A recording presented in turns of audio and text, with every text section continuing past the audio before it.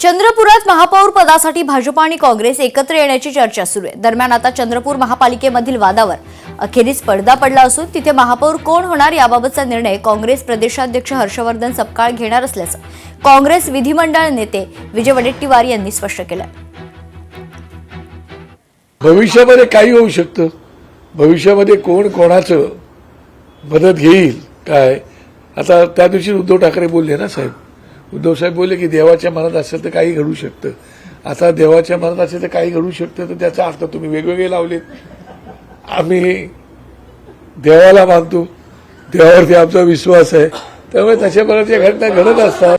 म्हणूनच म्हणतो ना, ते काही म्हणतायत याचा अर्थ आमच्याकडे कधी भाजपा, भारतीय जनता पार्टी आणि काँग्रेस एकत्र होणं शक्य नाही, हे अशक्य आहे।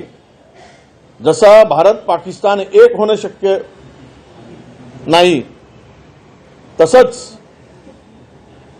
काँग्रेस आणि भाजपा एक होणं शक्य नाही। काही स्वप्न ते बघू शकतात आणि त्यामुळे स्वप्न या ठिकाणी त्यांनी मुंबईकरांना जर चांगली काहीतरी विजन दाखवलं असतं तर कदाचित मुंबईकरांनी त्यांना आशीर्वाद दिले असते।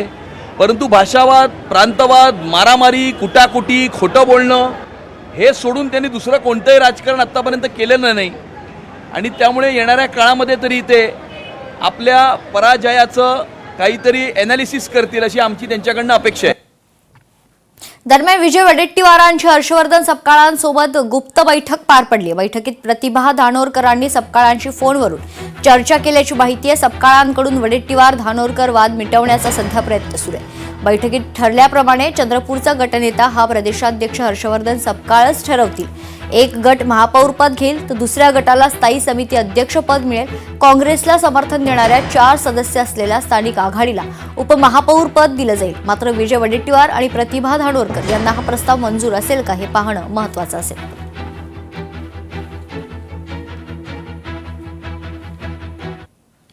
बाळासाहेबांसोबत खूप आठवणी आहेत। क्रिकेट मॅच एकत्र पाहण्यापासून खूप काही आठवणी आहेत। आदित्य ठाकरेंकडून बाळासाहेबांच्या आठवणींना उजाळा देण्यात आलाय। अनेक आठवणी आहेत, अगदी क्रिकेट मॅच एकत्र बघण्यापासून सगळं काही तर आहे। लोकशाही मराठी ऐका, पहा, जागरूक रहा।